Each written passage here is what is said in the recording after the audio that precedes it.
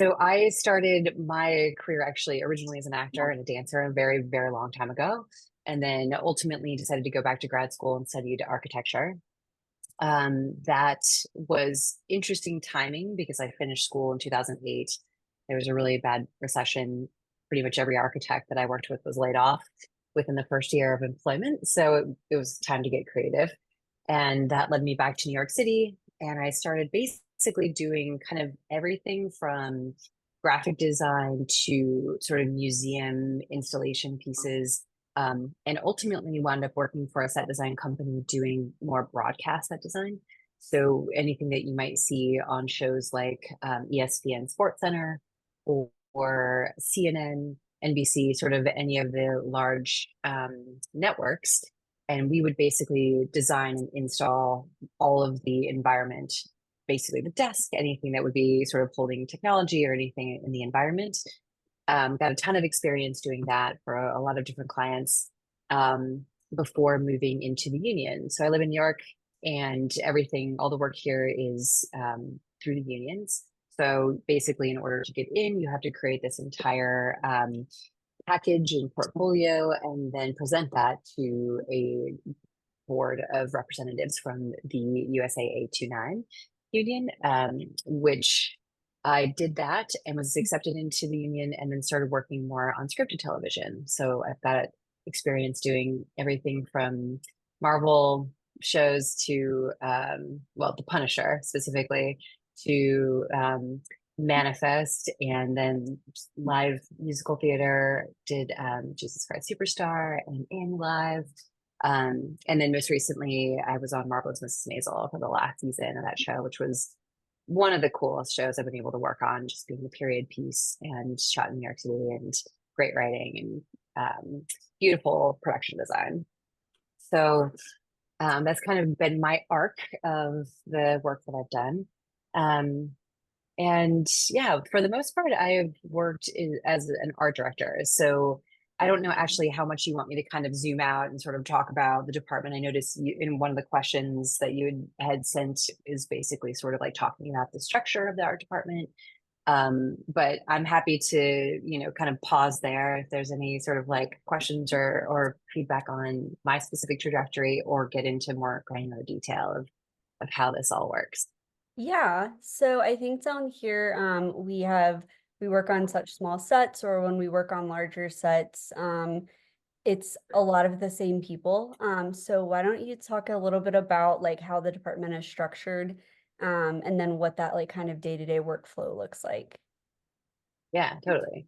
Um, I have mostly worked on very large scale productions, so we sort of have the benefit of having an individual human for every single thing you could possibly imagine, which I think you will learn a lot by having to take on more than just the singular role. But generally speaking, the art department is obviously led by the production designer. They're going to be the person who really paints the picture, comes up with the holistic look and feel for the work. Um, they will be the primary liaison to the directors, cinematographers, um, producers, really going to be sort of that uh, top tier overseer of the entire group. Immediately under the production designer, you'll have the art director, which is the role that I've normally been in. And as art director, you're really sort of taking the broad brushstrokes and then you're breaking it down to its more granular bits, and understanding not only from like a financial standpoint, the breakdown of how you're going to get all the elements built, but then overseeing basically the set designers as they do the drawings. You'll oversee the construction crew as they start to build the work, the scenic artists as they paint it, and then also the grips and the dressers as they move it into the space, and then the decorator as they put on the final touches. So it's really sort of juggling all of those departments and making sure that everything sort of progresses on top, like a schedule, which in episodic in New York City is on fire. So you'll often have like 9 days of prep to get ready for shooting for 9 days. And then as the next episode is shooting, then you'll have 9 days to prep for the next episode. And you're sort of moving in this continuous ongoing fashion. So in addition to the art director, then you'll also have the set decorator, and they are primarily focused on all of the finishings and soft goods that go into the set.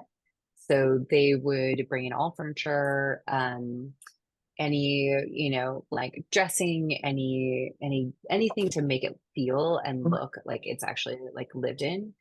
You also have the prop master, so anything that actors touch. And again, I'm not sure exactly how much detail everyone in your crew knows, but prop master would oversee everything that any of the actors might put their hands on, and design, develop, create, actually build to great, lengths, beautiful custom pieces for the actors to interact with. You will have in the art department the coordinator, which is a very essential role for any madhouse art department. They help keep the entire crew sort of organized, structured. Someone who handles a lot of the receipts and tracking of information, calendars, scheduling, meeting invites, a lot of the sort of practical admin. That role is extremely useful when you're on a big show and dealing with a lot. We will have a construction coordinator and also a scenic charge. So the construction coordinator obviously is overseeing everything that's built, and the scenic charge oversees the entire group of people who are painting and sculpting anything that might need to be built. If you're lucky, you'll have a couple of production assistants, and they will be your, humans running drawings around and or communicating, helping to kind of spread the word. If anything has gone, like if basically runners. And also sort of the ears and eyes for the department. So when you are really overwhelmed and not able to be everywhere at once, you can often get little insights from PAs who are helping you out. So that's sort of the overall art department. And the graphic designers too. So graphic design, and some teams have concept artists. It is not necessarily always something that happens. It kind of depends on budget. But if you're lucky enough to be able to see your design come to life in 3D and sell the renderings to the director, or, to some of the producers, sometimes might want to see some of the work flesh out a little bit more in 3D. So those designers are also in the art department. And that's also kind of the flow of hierarchy, where the production designer is sort of overseeing everyone.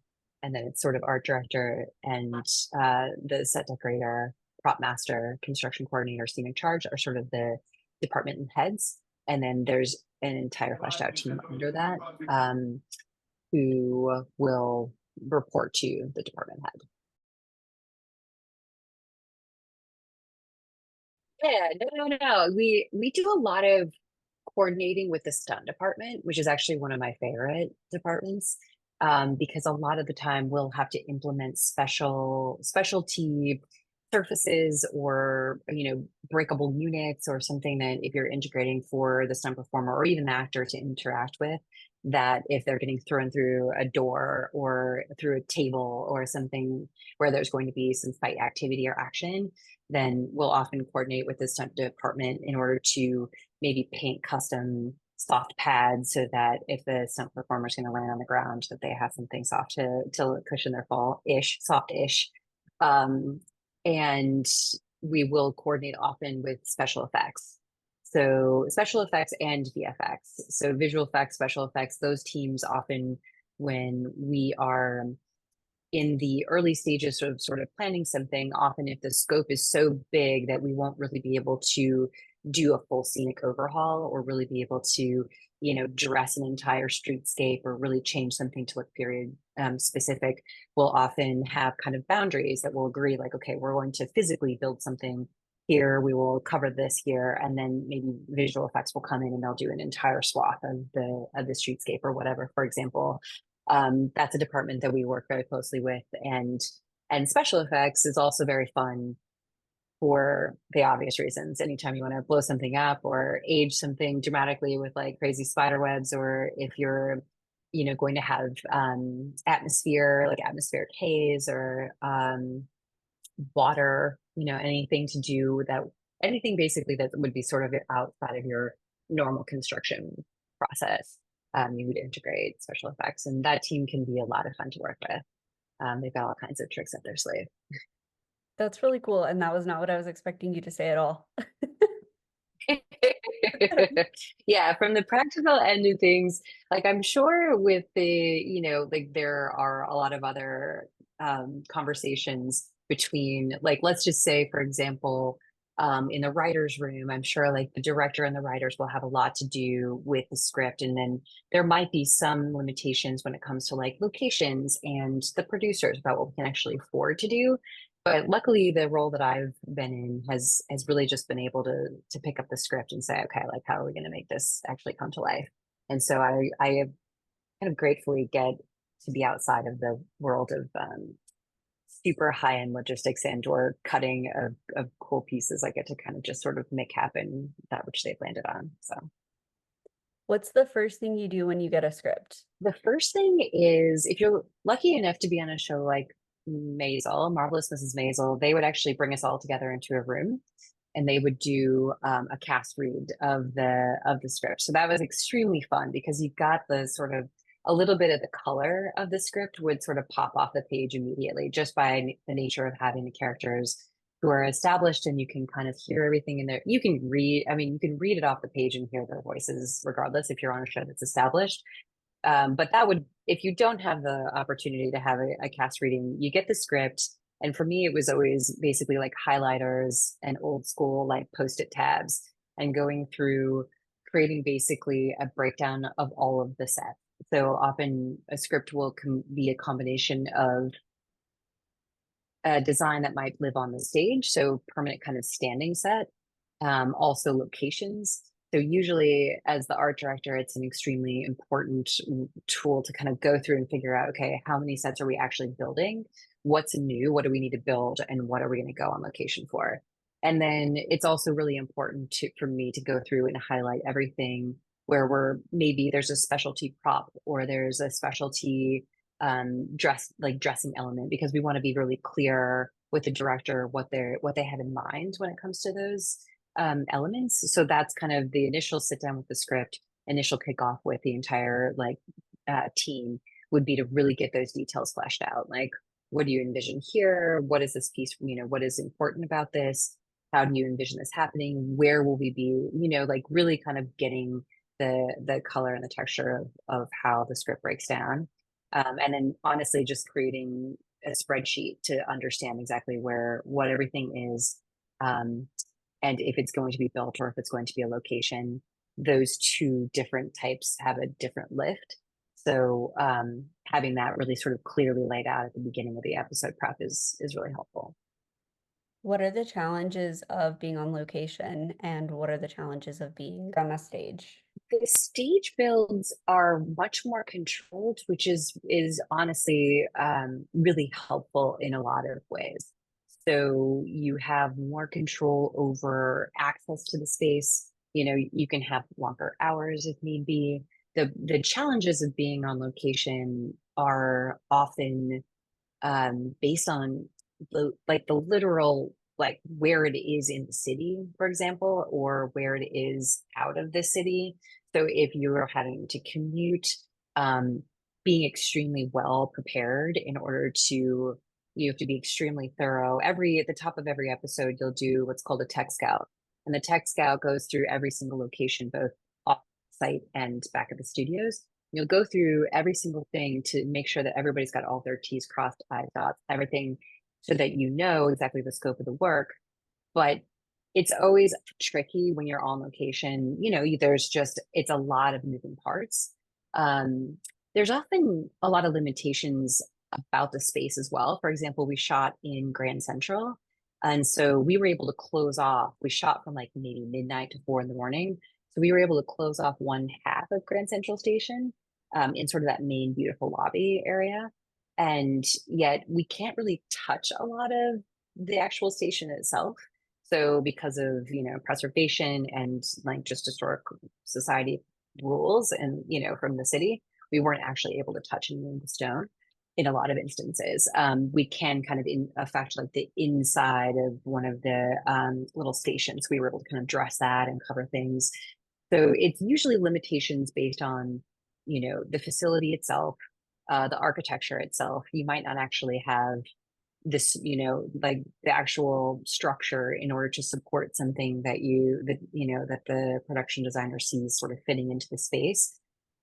Also, you're generally on a pretty tight timeline, so making sure that when you're surveying it, like going in and taking measurements and making sure that everything is documented correctly, you have to make sure that that's actually going to work when you then build the elements. There have been more than once that we've then tried to bring in a scenic element and realize that it didn't fit through a door, or that it was built slightly too long, and then you're having to sort of cut things down and modify them on location, which is also just like significantly harder. So I feel like building, when you're on a soundstage and you're actually in your own environment, you're usually close to your construction shop, you're close to your scenics.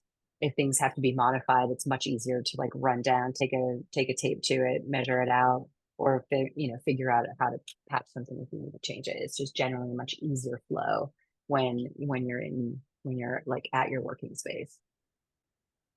When you are working on something like The Punisher, that's part of a giant Marvel universe, is there like someone from Marvel that's like, hey, by the way, like here's the continuity within the world that you need to make sure that you're maintaining? Are there conversations like that that are like, by the way, on this other Marvel show, keep in mind, dot, dot, dot. They're extremely controlled in a lot of different ways. So I'm sure that, again, in this instance, there's probably more conversations with the production designer that I was not privy to. But I do know that within even just the script distribution, like the entire process is extremely controlled in order to maintain confidentiality and to keep to keep anything from leaking, basically. So as far as like the actual aesthetic of it, I think that really was driven by the production designer, who was held very accountable by the director and by the production team. So we didn't necessarily feel like, I didn't necessarily have a lot of pressure, particularly to shift or change. We were just sort of getting good direction, I think, from the designer to help maintain that kind of continuity, to live within the show. At that point, I think it was already also like 4 seasons in, or maybe 3 seasons in. So we were already sort of developed, which is also helpful. I think the first season of any show is always significantly harder because you're sort of starting that world. You're building and fleshing out those details. So it's a much bigger ask to like find all those details and to really, create that universe. Whereas by the third season, it's a little bit easier. Was there anything really cool on The Punisher in terms of special effects or just it being kind of like a superhero world that you really enjoyed working on? So the first tech scout that I did on that show which was the first tech scout that I had ever done. It was the first thing that I worked on right out of getting into the union. And we were upstate within the zone. So there's like a 45-mile radius basically that we can shoot into and technically get the tax benefits for New York City. So we were upstate by quite a ways. And, I was still kind of in that like, everything was sort of dazzling phase of like, we're on a tech scout and this isn't grueling. I think everyone else that was on the bus was a little exhausted, but I just thought it was absolutely so cool. And we got upstate and they actually had to like show us where like this helicopter was going to fly in. And there was this whole big stunt with a helicopter landing. And to me, that was sort of like way beyond anything that I had ever really like thought to plan for, like how we're actually going to like be bringing in this helicopter landing in this specific place, and how we're going to like control for, and like the dust and everything that's sort of like is involved in making that happen and making it happen safely, and then the action around that. So that's the first thing that pops into my mind about being kind of like, it's the unbelievable coordination between a tremendous number of people to do something. I mean, flying a helicopter is not that complicated, but when you take into consideration like every single team of people that's involved in order to get this done with people who are, actors, and to do that safely. I thought that process was pretty impressive. What about on a period piece? Where do you guys source your materials? How do you make sure that you're keeping things period appropriate? Mhm. Yeah, that is the most fun. It is a huge research project. Um, we in fact had sort of a dedicated researcher for our Maisel who would create volumes and volumes of information. So based on the script, anytime something would come up, for example, we did an entire basically chase scene through the subway system. And we, first of all had to go back to 1960 basically to figure out which subways were running, what were they called, what were the stops called, where would they actually stop, because then we had to cross-reference the beats of the script to make the beats of the action on these trains work. And so we did a tremendous amount of research on what the signage actually looked like, and to be able to indicate which car and which train they were running back and forth and trying to like jump on, jump off, and escape. And then once, of course, you get up and out of the subway system, then to what did the stations look like? What did the surrounds look like? There was everything was documented to the best of our ability based on research, and tons and tons of folders of information sort of categorized by like this is about the subway, or if it were about particular restaurants or particular streets, or whatever it was that we were getting to. It was just it was a very enjoyable deep dive into the history of the city. So you said you have about 9 days of pre-production per episode. Do you kind of have it nailed down, like day one, I do this, day two, I do this? Is there like a system that you have in place? It varies quite a bit based on what's actually happening in the script. So the script is sort of the Bible of the show. And in Maisel, we actually got a couple of extra days. It was sort of one of those luxuries that we would have almost 14 days of prep, and then 14 days to shoot. So that was actually quite luxurious. But generally speaking, it starts with a script, it starts with a script breakdown, and then it really goes into getting the set designers, to start working on the drawings. So it would be sort of an initial first pass of the concepts, getting those drawings done, making sure, like cross-referencing with the production designer, that the set designers were sort of like getting like the big picture, of what we really wanted, and then starting to flesh those out, overseeing those. Meanwhile, as you're in prep for one episode, you're still shooting the other episode. So you're basically just doing kind of like a dance between getting what's going to be built, and the biggest elements that need to be built, kind of breaking those down first and prioritizing those, and then attacking the smaller things later. Meanwhile, just trying to keep all of the sets that are being shot currently, like keeping those afloat. So it's a pretty epic juggling task. And do each of the people in your department do both, or is there like a designated person that's on set while they're filming, while some people stay in the office? How does that work? Usually the production designer and the art director will make an appearance on set. So they will sort of check in at the beginning of the day to make sure that everything is sort of set the way that the director wants, that everyone's happy on set. That usually we would stick around for probably a take or two, just to make sure that the set became hot and that everything was working as we needed. If it was a much more complicated shoot, sometimes we would stick around a little bit longer. But it was usually just sort of opening set and then running away to take care of the rest of business. On set, there's always an on-set dresser who will manage anything that is going to move around. If talent comes and like shuffles things around, they usually go and help do resets. There's also a props department, on-set scenics. So we do have an entire group of people who live with the shoot crew and stay there for the whole day. What's been one of the things that surprised you the most moving from like CBS into kind of more scripted narratives? The pace. There was there was a pretty incredibly steep learning curve um, around the pace of the work. The amount of creation that happens on for an episodic television show, the speed with which that happens is truly like unparalleled, I would say.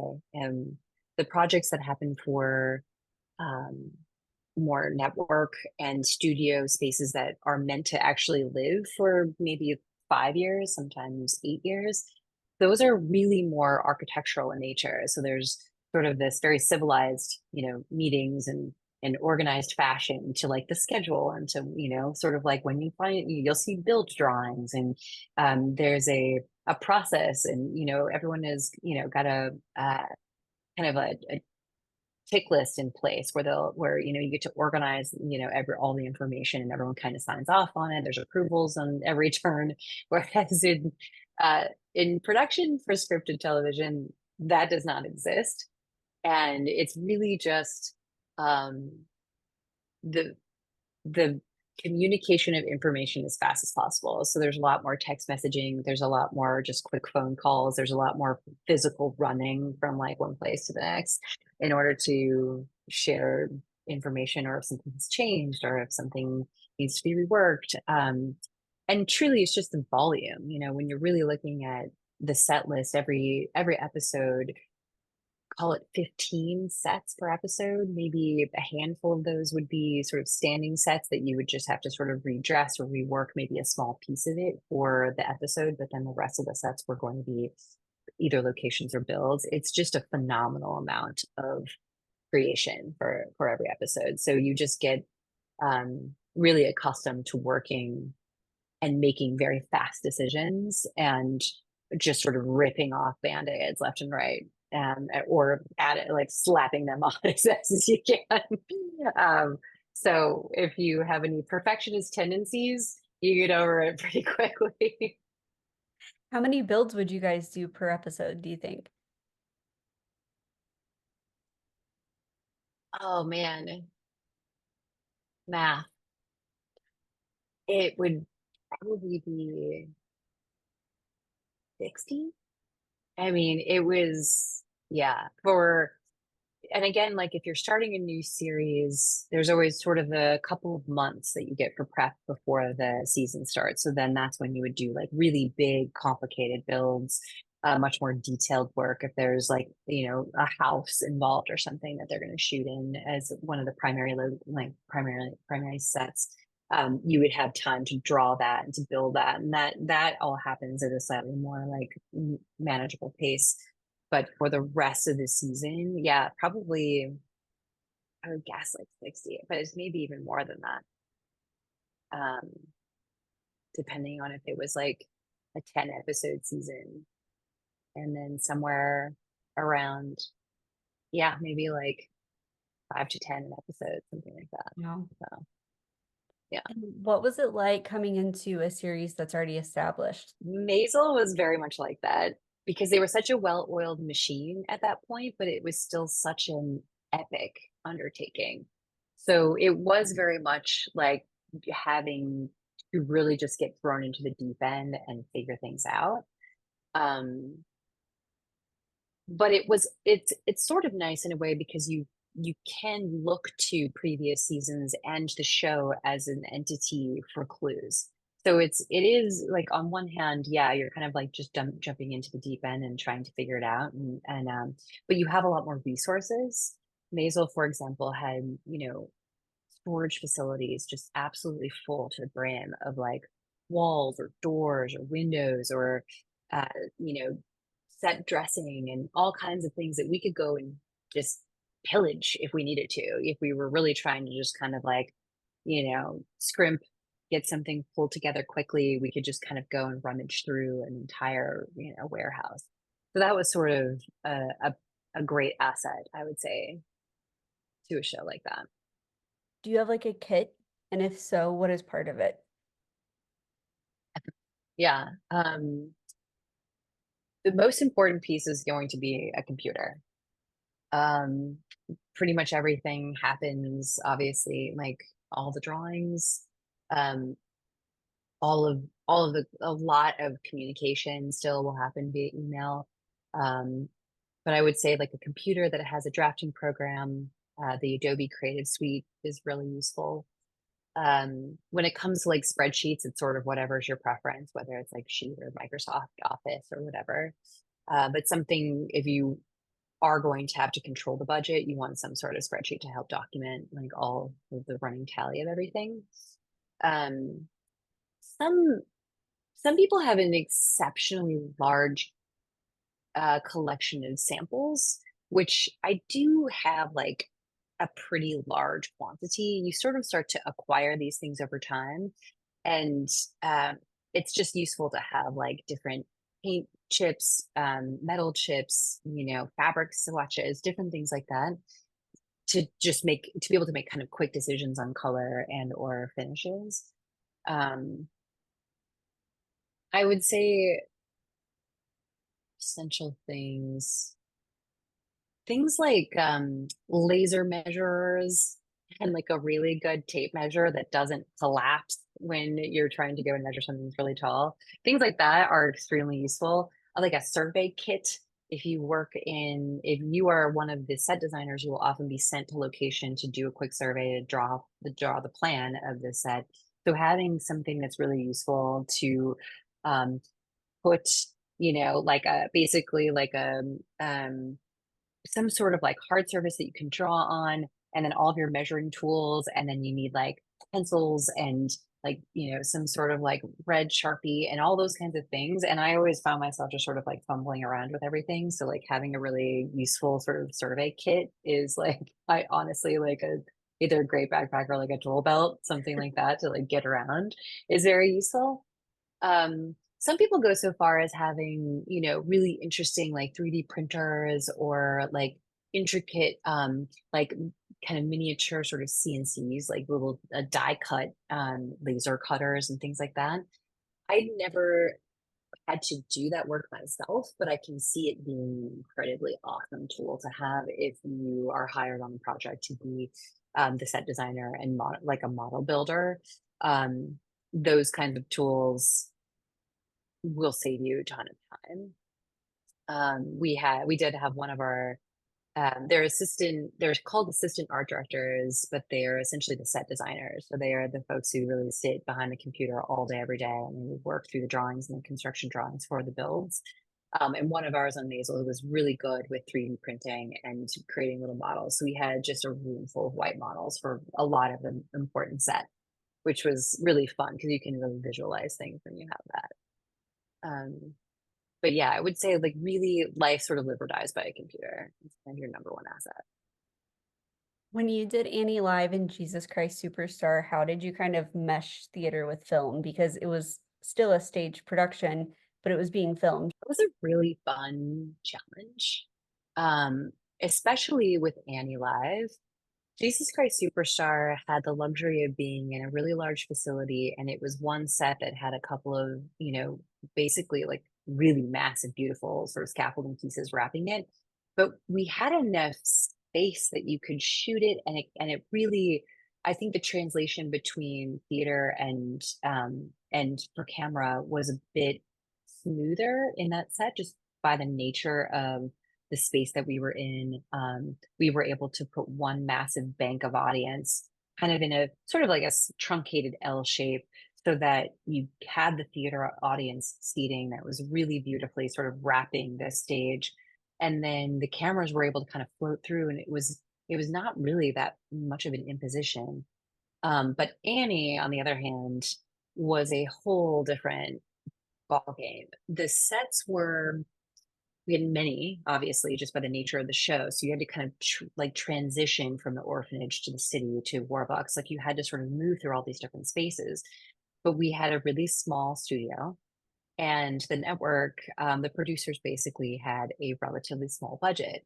So we had at one point two really large sets that were sort of connected by what could be like a New York City transition. So you would sort of move from the orphanage into Warbucks by way of the city. And that was basically splitting two different sound stages. And then because of the budget, we had to basically collapse that all into one footprint. So it was basically half the size for all three sets. And so the solution that we came up with was basically to make all the elements, with the exception of sort of this really kind of fun forced perspective elevated train railway. With the exception of that piece, the rest of them moved. And then we had just like one big cyc in the back. And so when we got into tech for that show, it was this elaborate choreography between not only the dancers and all the performers, but then also the camera operators. So we had and then also the stage hands. So we had the scenery moving around which like the actors would be dancing, around which the camera operators would be sort of maneuvering and capturing everything on camera. And it was much more sort of like a thrust sort of situation where you could catch some audience in the background, but for the most part, it was sort of like three sides and the cameras were shooting everywhere. It was the most incredible dance I honestly have really ever seen come to life. Um, but we did it, and every time we had we had the rehearsals leading up to it. We had one rehearsal that we actually recorded just in case anything happened the night of the live show. And every time we were holding our breath because the commercial breaks would be the amount of time that we would have to do these massive transitions, and it was always like down to the last second before the like final piece popped into place, and then we went back on camera. So it was thrilling to watch, but it was also extremely nerve-wracking. Well, Emily, why don't you tell us a little bit about what someone who is just getting started can do? So, if for a little context, the group is mostly is truly is everyone sort of in a different place as far as like some have gone to like a some sort of program. Is that the case? Yeah, we've got some Yeah. people So who I just walked right in, and then some people who have lots yeah, of experience. So it's a mixed bag. okay. Yeah, totally. I feel like, to work in the art department is I think the most useful skill set would really be to be able to do drafting to some degree. Um, that's usually, outside of starting in the art department as a PA, if you're interested in design and actually doing production design, starting as a set designer is usually sort of like the first step. And for whatever reason that I don't understand, and I don't know that I will ever understand, the next step is art direction, which is just a radically different skill set than designing. Like to me, the obvious transition would be from set designer to production designer because art direction is much more logistics and budgets and schedules. And while overseeing the art of it all, not as much of like the real hands-on sculpting of it. So, but I do think having some drafting knowledge is extremely useful.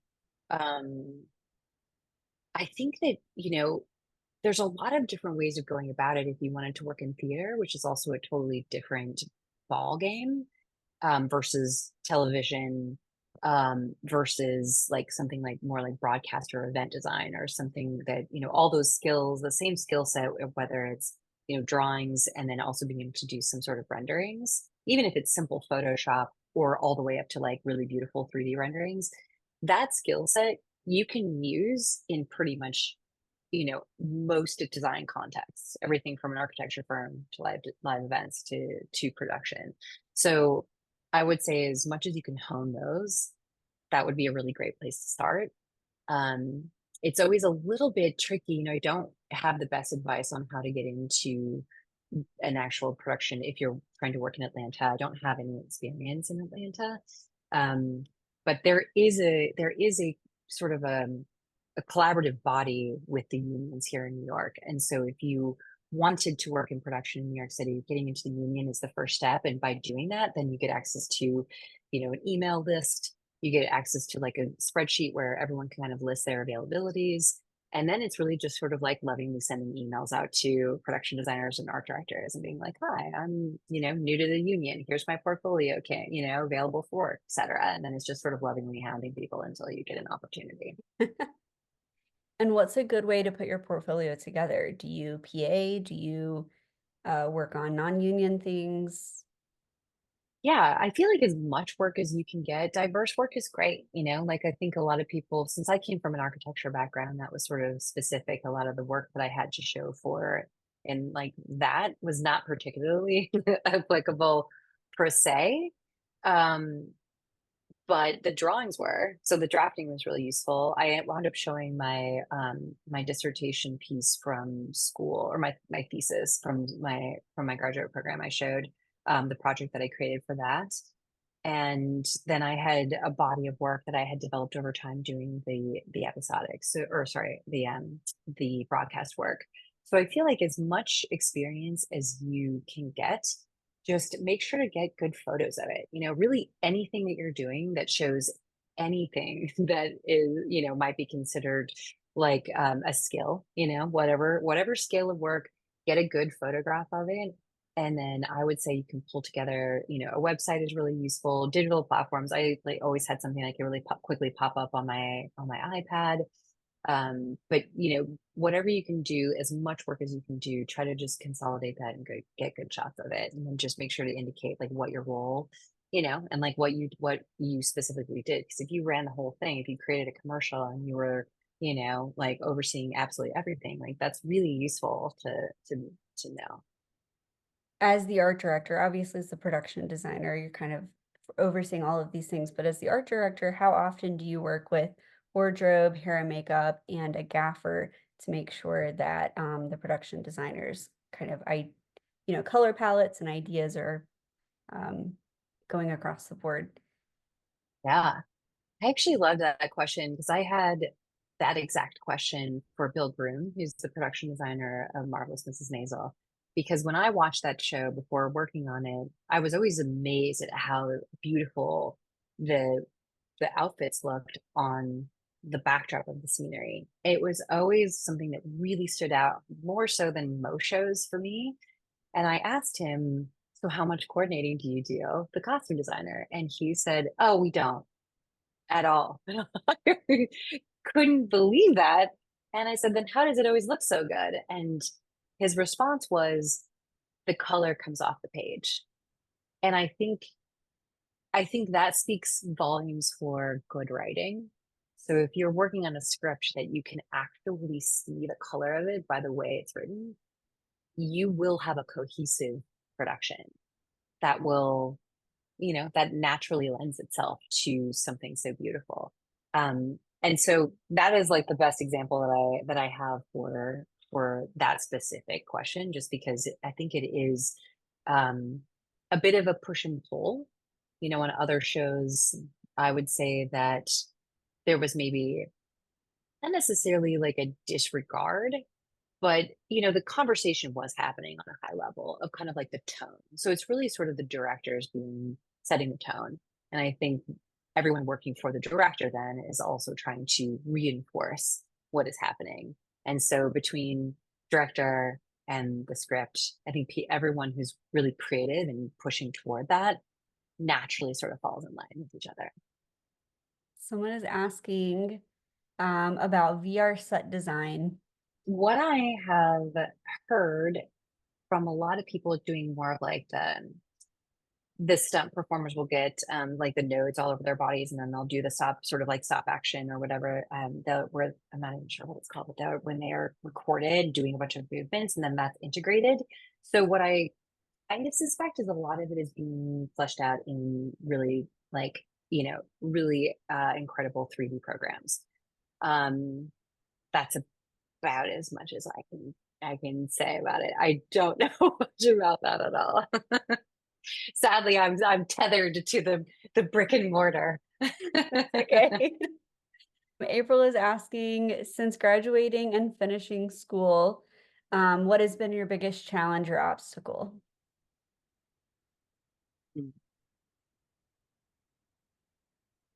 It would, I mean, the obvious answer is that the economy just shat the bed. I don't know if I can say that on this, but when